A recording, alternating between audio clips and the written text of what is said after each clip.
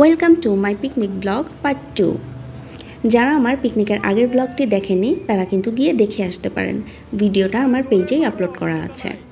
পিকনিকে বাচ্চাদের গেমের পাশাপাশি ফিমেলদের জন্যও কিন্তু অনেক মজার মজার গেমের ব্যবস্থা ছিল। সেখানে একটা এমন টাইপ গেম ছিল যে টেনিস বল দিয়ে এই পানির বোতলটাকে ফেলতে হবে। আমি ফার্স্ট রাউন্ডে টিকে গেলেও সেকেন্ড রাউন্ডে কিন্তু আউট হয়ে গিয়েছিলাম। আর এইদিকে দেখেন চিত্রা দিদি কি ভালো গেম খেলছে। উনি হচ্ছেন আমার হাজব্যান্ডের কলিগ। দিদির খেলা দেখে নিশ্চয়ই আপনারা এতক্ষণে বুঝে গেছেন যে দিদি কিন্তু খেলাধুলায় বেশ পারদর্শী। তার কিন্তু একটা চান্সও মিস যাচ্ছে না। অবশেষে বল থ্রোয়িং খেলা শেষ। এখন শুরু হয়ে গেল পিলো পাসিং খেলা। এই খেলাটার সাথে কিন্তু আমরা সবাই পরিচিত। এটা বেশ ফেমাস একটা খেলা। এখানে ভাইয়াটা আমাদেরকে পিলো পাসিংয়ের সব রুলসগুলো ভালোভাবে বুঝিয়ে দিচ্ছে।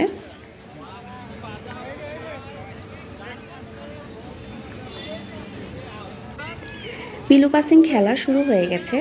আর মজার ব্যাপার কি জানেন, এখানেও কিন্তু ফার্স্টে আমিই আউট হয়ে গিয়েছিলাম।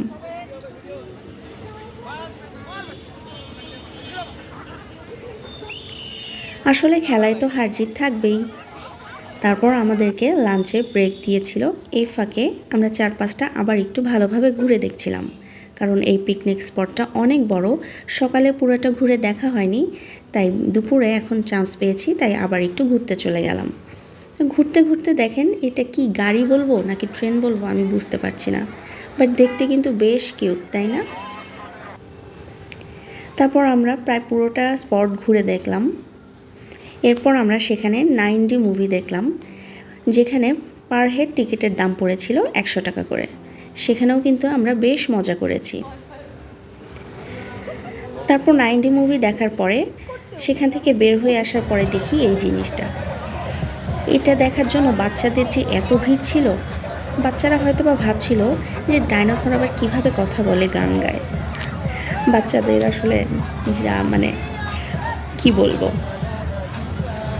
তারপর আসলে আমাদের অনেক ক্ষুধা পেয়ে যায় আর টাইমটাও অনেক হয়ে গিয়েছিল, যার জন্য আমরা খাবারের বসে পড়ি। আর খাওয়ার সময় তেমন কোনো ভিডিওই নিতে পারিনি, বেশ ক্ষুধা লেগেছিল তো। তারপর সবার খাওয়া দাওয়া শেষ হওয়ার পরে শুরু হয়ে যায় পুরস্কার বিতরণী অনুষ্ঠান। এখানে বল থ্রোয়িং গেমে যারা ফার্স্ট সেকেন্ড থার্ড হয়েছে তাদেরকে পুরস্কার দিচ্ছে। তারপর ছেলেদের গেমে যারা ফার্স্ট সেকেন্ড থার্ড হয়েছে তাদেরকে পুরস্কার দেওয়া হচ্ছে। আসলে ছেলেদের গেম যখন শুরু হয়েছিল তখন যে আমি কই ছিলাম কে জানে, যার জন্য ছেলেদের কি গেম হয়েছে সেটাও জানি না, আর কারা ফার্স্ট সেকেন্ড থার্ড হয়েছে সেটাও বলতে পারি না। তারপর এই ভাইয়াটা ট্রান্সফার হয়ে যায়। এটাই ছিল তার লাস্ট ওয়ার্কিং ডে আমাদের সাথে। এর পরের ওয়ার্কিং ডেতে সে তার নতুন কর্মক্ষেত্রে যোগদান করবে, যার জন্য ভাইয়াটা তার মূল্যবান বক্তব্য পেশ করছিল।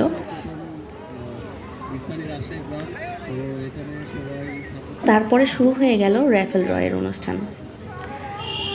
র্যাফেল ড্রয়ের অনুষ্ঠান যখন শুরু হয়ে যায় তখন আমি আমার সব টিকিটগুলোর সামনে একদম ডিসপ্লে করে নিয়ে বসে আছি যে দেখি আমারটা কখন আসে বা আমি আসলেও পাই কি না।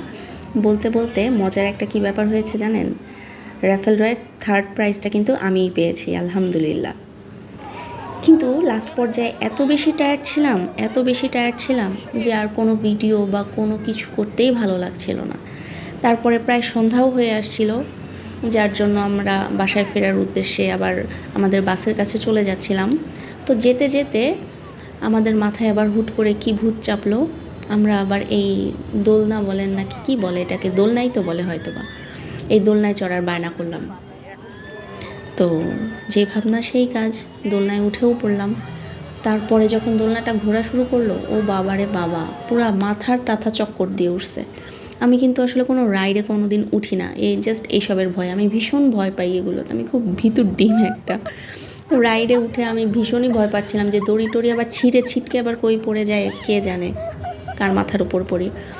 তারপরে আল্লাহর নাম নিয়ে নিয়ে থাকলাম। তারপরে আস্তে আস্তে দোলনাটা ঘোরা বন্ধ হলো, তারপরে নামলাম। কিন্তু সেই যে মাথাটা ঘুরছিল, বাসে উঠে আমি জাস্ট একটা ঘুম দিয়ে দিই, আর কোনো ডানে বামে না তাকিয়ে আমি জাস্ট একটা ঘুম দিয়ে দিছি, এত টায়ার্ড ছিলাম। তার মধ্যে দোলনাটায় উঠে মাথা ধরে গেছে একদম। তারপরে বাসায় চলে আসি। এই তো এখন আমি আপনাদেরকে আমি যে গিফটটা পেয়েছি সেই গিফটটা আনপ্যাক করে দেখাবো। আমি ভীষণ সুন্দর একটা গিফট পেয়েছি, খুব মজা হয়েছে সেদিন। That's enough for today. দেখা হবে নেক্সট কোনো ভিডিওতে। সেই পর্যন্ত সবাই ভালো থাকবেন, সুস্থ থাকবেন। আল্লাহ হাফেজ।